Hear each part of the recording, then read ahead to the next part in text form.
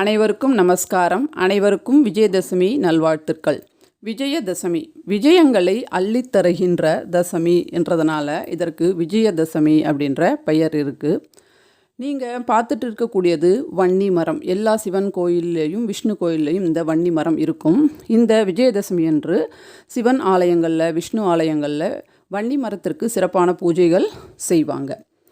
இந்த விஜயதசமி நாளில் தான் ஸ்ரீராமர் தன்னுடைய விஜய யாத்திரையை மேற்கொண்டார். ஒரு சமயம் ராமர் இந்த விஜயதசமி நாளில் விஜய யாத்திரையை மேற்கொண்டு ராவணாசுரனை அழிப்பதற்காக சென்றபோது அவர் மனதில் ஒரு சிறு கலக்கம் ஏற்பட்டது. 10 தலைகள் கொண்ட இந்த ராவணாசுரனை எப்படி அழிப்பது அப்படின்னு சொல்லிட்டு. அப்போது வன்னி மரத்தில் இருக்கக்கூடிய அந்த அபராஜிதா தேவின்னு சொல்லக்கூடிய ஒரு அம்பிகை அந்த வன்னி மரத்தில் குடிக்கொண்டிருக்காங்க. அவங்கள ராமர் தியானம் பண்ணி பூஜை செய்துட்டு அவர் சென்றார். நடந்தது இந்த நாளில் தான். அதனால தான் ராமர் விஜயத்தை சாதித்தார்.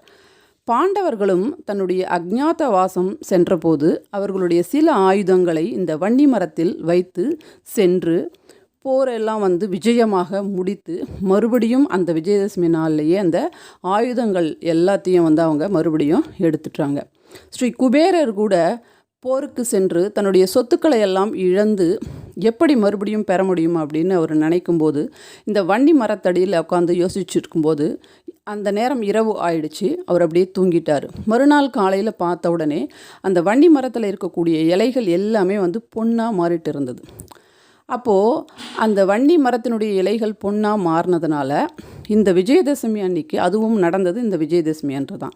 அதனால் அந்த வன்னி மரத்தினுடைய இலைகளை நாம் இந்த விஜயதசமி அன்று வன்னி மரத்திற்கு பூஜை செய்து, அதாவது அஷ்டதள பத்மம்னு சொல்லுவாங்க, கோலம் போட்டு 8 இதழ்கள் கொண்ட பத்மம் கோலம் போட்டு விளக்கு ஏற்றி வன்னி மரத்திற்கு மஞ்சள் குங்குமம் வைத்து பூஜை செய்து சந்தனம் கலந்த தண்ணீரை அந்த வன்னி மரத்தினுடைய வேர்களில் ஊற்றி அதாவது கீழே ஊற்றிட்டு வன்னி மரத்திற்கு ஊற்றிட்டு நம்ம அந்த வன்னி மரத்தை 5 பிரதட்சணம் செய்து வணங்கிட்டு வன்னி இலைகளை நம்ம பறிச்சுட்டு பணம் வைக்கக்கூடிய இடத்துல, நகைகள் வைக்கக்கூடிய இடத்துல, நம்மளுடைய பீரோவில், கல்லாப்பெட்டியில், கடைகளில் எல்லா இடங்களிலேயும் இந்த விஜயதசமி நாளில் நாம் வைக்கும்போது நமக்கு பணத்திற்கும் நகைக்கும் ஒரு வருடம் முழுக்க குறைவு இருக்காது. எல்லாமே சுபிட்சமாக நடக்கும் அப்படின்ற புராண கதைகள் இருக்குது.